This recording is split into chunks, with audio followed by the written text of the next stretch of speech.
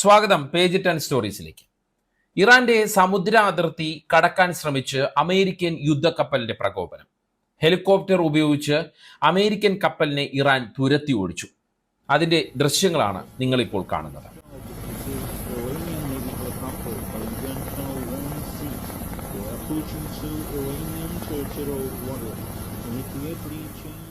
American കപ്പൽ ഈ പ്രദേശം വിട്ടുപോകണമെന്ന് ഇറാൻ ഹെലികോപ്റ്ററിൽ നിന്ന് മുന്നറിയിപ്പ് നൽകുന്നത് ഈ ദൃശ്യത്തിൽ കേൾക്കാം.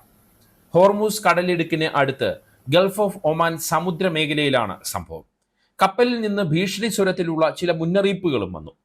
എന്തിനാണ് അമേരിക്കൻ കപ്പൽ ഇവിടേക്ക് വന്നത് എന്നതാണ് ഏറ്റവും പ്രധാനപ്പെട്ട ചോദ്യം. ഈ മേഖല കേന്ദ്രീകരിച്ച് പുതിയ നീക്കങ്ങൾ നടക്കുന്നുണ്ടോ എന്ന അഭ്യൂഹവും ശക്തമാണ്. അതേസമയം തികച്ചും പ്രൊഫഷണലായ സംഭാഷണം മാത്രമാണ് നടന്നത് എന്നാണ് അമേരിക്കൻ നാവികസേന ഇതിനോട് പ്രതികരിക്കുന്നത്. അതിനിടയ്ക്ക് ആണവ പദ്ധതികൾ നിർത്തിവെക്കില്ല എന്നും ഇതിന്റെ പേരിൽ ഇസ്രയേലുമായി യുദ്ധത്തിന് തയ്യാറാണെന്നും ഇറാൻ പ്രസിഡന്റ് മസൂദ് പെഷസ്കിയാൻ പറഞ്ഞത് കാര്യങ്ങളെ കൂടുതൽ ഗൗരവകരമാക്കുന്നു. മേഖലയിൽ ഉരുണ്ടുകൂടുന്ന പുതിയ സാഹചര്യം വിലയിരുത്തുകയാണ് ഈ വീഡിയോയിലൂടെ. ആദ്യം ഗൾഫ് ഓഫ് ഒമാൻ സമുദ്ര മേഖലയിൽ നടന്ന കാര്യങ്ങൾ പരിശോധിക്കാം. ഇന്നലെ പ്രാദേശിക സമയം രാവിലെ 10 മണിയോടെയാണ് അമേരിക്കൻ യുദ്ധക്കപ്പലായ USS Fitzgerald Gulf of Oman മേഖലയിലേക്ക് എത്തിയത്. അമേരിക്കൻ നാവികസേനയുടെ നശീകരണ കപ്പലാണ് USS ഫിറ്റ്സ് ജെറാൾഡ്.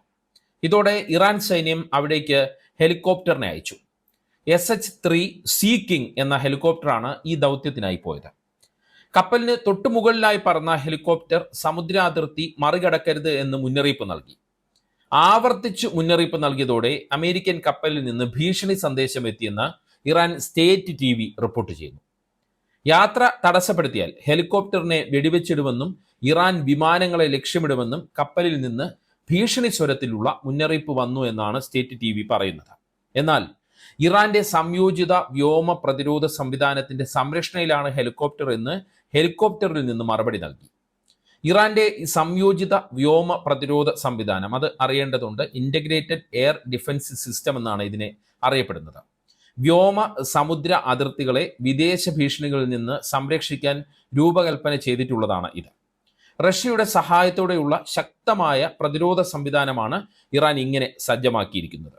അതായത് എന്തെങ്കിലും ഭീഷണി ഉണ്ടായാൽ നാവിക വ്യോമസേനകളുടെ സംയുക്ത ഇടപെടൽ ഉണ്ടാകുമെന്ന് അർത്ഥം. ഇറാൻ ഹെലികോപ്റ്റർ ഈ മറുപടി നൽകിയതോടെ അമേരിക്കൻ യുദ്ധക്കപ്പൽ തെക്കോട്ട് പിൻവാങ്ങിയെന്ന് ഇറാൻ സ്റ്റേറ്റ് ടെലിവിഷൻ റിപ്പോർട്ട് ചെയ്യുന്നു. അതായത് ഒമാൻ തീരത്തേക്ക് കപ്പൽ ദിശ തിരിച്ചു പോയി. അമേരിക്കൻ യുദ്ധക്കപ്പലിന്റെ ഇറാനിയൻ അതിർത്തിയിൽ നിന്നുള്ള കൃത്യമായ ദൂരം ഇതുവരെ വ്യക്തമായിട്ടില്ല. എന്നാൽ സമുദ്ര അതിർത്തിയിൽ നടന്ന ഈ ഏറ്റുമുട്ടൽ വളരെ സുരക്ഷിതവും പ്രൊഫഷണലുമായ ഒരു ഇടപെടൽ മാത്രമായിരുന്നു എന്നാണ് അമേരിക്കൻ നാവികസേന പ്രതികരിക്കുന്നത്. അമേരിക്കയുടെ നാവിക ദൗത്യത്തെ ഇറാന് ഒരു തരത്തിലും ഇടപെടാൻ കഴിഞ്ഞില്ല എന്നും അമേരിക്കൻ നാവികസേന അവകാശപ്പെടുന്നുണ്ട്. ഇറാൻ സേന തെറ്റായ കാര്യങ്ങൾ പ്രചരിപ്പിക്കുന്നുവെന്നും തങ്ങളുടെ മുഴുവൻ ഇടപെടലും, അതായത് ഈ കപ്പൽ ഉണ്ടായിരുന്നത് അന്താരാഷ്ട്ര സമുദ്രപാതയിൽ തന്നെയായിരുന്നു എന്നാണ് ഈ അമേരിക്കൻ നാവികസേന പ്രതികരിക്കുന്നത്. സമുദ്രാതിർത്തി ലംഘിച്ചിട്ടില്ല എന്നും പേര് വെളിപ്പെടുത്താൻ ആഗ്രഹിക്കാത്ത ഒരു അമേരിക്കൻ പ്രതിരോധ ഉദ്യോഗസ്ഥൻ റോയിറ്റേഴ്സ് വാർത്താ ഏജൻസിയോട് വ്യക്തമാക്കി. അതായത് എന്തോ ഒരു ദൗത്യം മുൻനിർത്തി തന്നെയാണ് കപ്പൽ അവിടെ വന്നത് എന്ന് അമേരിക്കൻ നാവികസേന അംഗീകരിക്കുന്നു എന്ന് നമ്മൾ ഇതിനെ മനസ്സിലാക്കണം. പക്ഷേ അത് അത്ര ഗൗരവമുള്ള സംഭവമല്ല എന്നുള്ള ഒരു പ്രതീതി സൃഷ്ടിക്കാനാണ് അമേരിക്ക ശ്രമിക്കുന്നത് എന്നതും ശ്രദ്ധേയമാണ്. അതായത് അമേരിക്കൻ യുദ്ധക്കപ്പലിന്റെ ദൗത്യം പാളിയോ എന്നുള്ള ഒരു സൂചന, അല്ലെങ്കിൽ അങ്ങനെ ഒരു സംശയം ഉയർത്തുന്നതാണ് അവരുടെ ഈ ഒരു സമീപനം. എന്തായാലും അമേരിക്കൻ യുദ്ധക്കപ്പൽ നടത്തിയത് പ്രകോപനം തന്നെ എന്ന വിലയിരുത്തലാണ് ഇറാനുള്ളത്. സംഘർഷഭരിതമായ ഒരു സമുദ്ര ഏറ്റുമുട്ടലായും ഇറാൻ ഇതിനെ കണക്കാക്കുന്നു. ഇസ്രായേൽ പ്രതിരോധ മന്ത്രി ഇസ്രായേൽ കാറ്റ്സ് കഴിഞ്ഞ ദിവസം നൽകിയ മുന്നറിയിപ്പിന്റെ പശ്ചാത്തലത്തിൽ കൂടിയാണ് അമേരിക്കൻ യുദ്ധക്കപ്പലിന്റെ ഈ നീക്കത്തെ ഇറാൻ കാണുന്നത്. ഇറാൻ ആണവ പദ്ധതിയും ബാലിസ്റ്റിക് മിസൈൽ പദ്ധതിയുമായി മുന്നോട്ടു പോകുന്നത് തടയേണ്ടത് അത്യാവശ്യമാണെന്നാണ് ഇസ്രായേൽ കാറ്റ്സ് കഴിഞ്ഞ ദിവസം പറഞ്ഞത്. ഇറാനുമായി യുദ്ധം പുനരാരംഭിക്കേണ്ട സാധ്യതയുണ്ടെന്നും ഇസ്രയേൽ ഇതിനായി തയ്യാറെടുക്കുമെന്നും അദ്ദേഹം സൂചിപ്പിച്ചു. ഇറാൻ യുദ്ധത്തിന് തയ്യാറാണ് എന്നാണ് ഇതിനോടുള്ള ഇറാൻ പ്രസിഡന്റ് മസൂദ് പെഷസ്കിയാന്റെ പ്രതികരണം. ഒരു കാരണവശാലും ആണവ പദ്ധതികൾ നിർത്തില്ല എന്നും അദ്ദേഹം ആവർത്തിച്ചു വ്യക്തമാക്കുന്നു.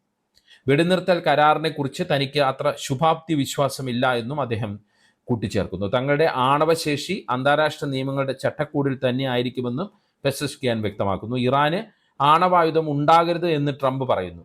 ഞങ്ങളും അത് അംഗീകരിക്കുന്നു. കാരണം ഞങ്ങൾ ആണവായുധങ്ങളെ നിരസിക്കുന്നു. ഇത് ഞങ്ങളുടെ രാഷ്ട്രീയവും മതപരവും മാനുഷികവും തന്ത്രപരവുമായ നിലപാടാണെന്നും പെസഷ്കിയാൻ അൽ ജസീറയ്ക്ക് നൽകിയ അഭിമുഖത്തിൽ വ്യക്തമാക്കുന്നു. അതായത് ആണവായുധം ഉണ്ടാക്കാൻ ഇറാൻ ആഗ്രഹിക്കുന്നില്ല എന്നുകൂടിയാണ് പ്രസിഡന്റ് പറഞ്ഞു വെക്കുന്നത്. അതേസമയം ആണവോർജം നിർമ്മിക്കുക തന്നെ ചെയ്യും എന്ന് അദ്ദേഹം പറയുന്നു. പ്രമുഖ സൈനിക നേതാക്കളെയും ആണവ ശാസ്ത്രജ്ഞരെയും കൊല്ലുകയും ആണവ കേന്ദ്രങ്ങൾക്ക് കേടുപാടുകൾ വരുത്തുകയും ചെയ്ത ഇസ്രയേൽ അമേരിക്കൻ ആക്രമണങ്ങൾ ഇറാനെ ഇല്ലാതാക്കാനായിരുന്നു. എന്നാൽ അത് പൂർണ്ണമായി പരാജയപ്പെട്ടു. ഇറാന്റെ ആണവശേഷി ആണവ കേന്ദ്രങ്ങളിലല്ല എന്നും അത് ശാസ്ത്രജ്ഞരുടെ മനസ്സിലാണെന്നും പെസഷ്കിയാൻ ഈ അഭിമുഖത്തിൽ പറയുന്നുണ്ട്. ഖത്തറിലെ അമേരിക്കൻ സൈനിക താവളമാണ് തങ്ങൾ ആക്രമിച്ചത്. ഖത്തറുമായി യാതൊരു ശത്രുതയും ഇല്ല എന്നും മസൂദ് പെസഷ്കിയാൻ വ്യക്തമാക്കുന്നു. ഇസ്രയേലിന്റെ പുതിയ ഭീഷണികൾക്കിടയിൽ നയതന്ത്ര ചർച്ചകൾ സജീവമാക്കുകയാണ് ഇറാൻ. അത് ആ ഒരു തലത്തിൽ നടന്നുകൊണ്ടിരിക്കുകയാണ്. ഇറാന്റെ ഏറ്റവും വലിയ ഇപ്പോൾ ഈ ഇസ്രയേലുമായുള്ള ഒരു സംഘർഷ സാഹചര്യത്തിൽ ഇറാന്റെ ഏറ്റവും വലിയ ആയുധമായിരുന്നു അവരുടെ നയതന്ത്ര ചർച്ചകൾ. ഇപ്പോൾ നടക്കാൻ പോകുന്നത് യൂറോപ്യൻ യൂണിയൻ പ്രതിനിധികളുമായിട്ടുള്ള ചർച്ചകളാണ്. യൂറോപ്യൻ യൂണിയൻ പ്രതിനിധികളുമായി ആണവ ചർച്ചകൾക്ക് ഇറാൻ തയ്യാറാണ് എന്ന് വിദേശകാര്യമന്ത്രി അബ്ബാസ് അരാക്ചി വ്യക്തമാക്കിയിട്ടുണ്ട്. അമേരിക്കൻ ആക്രമണം ഇറാന്റെ ആണവ സമ്പുഷ്ടീകരണത്തെ എങ്ങനെ ബാധിച്ചുവെന്ന് വിലയിരുത്തി വരികയാണ്. ഇക്കാര്യത്തിൽ കൃത്യമായ വിലയിരുത്തൽ കിട്ടിയാൽ അക്കാര്യം അന്താരാഷ്ട്ര ആണവോർജ ഏജൻസിയെ അറിയിക്കുമെന്നും അരാക്ചി വ്യക്തമാക്കുന്നുണ്ട്. അതായത് IAEA സഹകരണം നിർത്തിയിട്ടില്ല എന്നും അവരുടെ നിരീക്ഷകരെ തിരിച്ചെത്തിക്കുന്ന കാര്യം ആലോചിക്കുമെന്നും അരാക്ചി കൂട്ടിച്ചേർക്കുന്നു. അങ്ങനെ പറയുമ്പോൾ ഒത്തുതീർപ്പിന്റെ വഴികളും ഇറാൻ തേടുന്നു എന്നാണ് നമ്മൾ മനസ്സിലാക്കേണ്ടത്. എന്നാൽ നിലപാടുകളിൽ മാറ്റം വരുത്തുന്നതുമില്ല.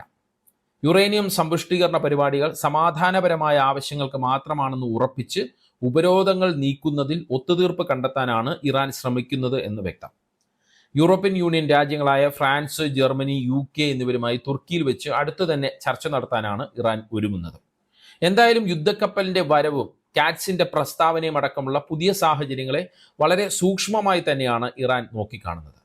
പുതിയ നീക്കത്തിനുള്ള കോപ്പുകൂട്ടലായി ഇറാൻ ഇതിനെ വിലയിരുത്തുന്നുമുണ്ട്. മാത്രമല്ല, എന്താണ് ഗൾഫ് ഓഫ് ഒമാനിൽ അമേരിക്കൻ കപ്പൽ നടത്തിയ ദൗത്യമെന്നും ഇറാൻ നാവികസേന പരിശോധിക്കുന്നുണ്ട്. ഈ ഒരു സമുദ്ര സംഘർഷത്തെ വളരെ ഗുരുതര സാഹചര്യമായാണ് പാശ്ചാത്യ രാജ്യങ്ങളും നോക്കിക്കാണുന്നത്. റഷ്യയും പശ്ചിമേഷ്യയിലെ പുതിയ നീക്കങ്ങളെ വിലയിരുത്തുന്നുണ്ട്. ഇസ്രയേലിന്റെ ഭാഗത്ത് നിന്ന് എന്ത് തരം നടപടി ഉണ്ടായാലും അതിനോട് ഞൊടിയിടയിൽ പ്രതികരിക്കാൻ തന്നെയാണ് ഇറാൻ കരുതിയിരിക്കുന്നത് എന്നത് വ്യക്തമാണ്. അതിന്റെ കൃത്യമായ സന്ദേശമാണ് ഇറാൻ പ്രസിഡന്റിന്റെ പ്രസ്താവനയും.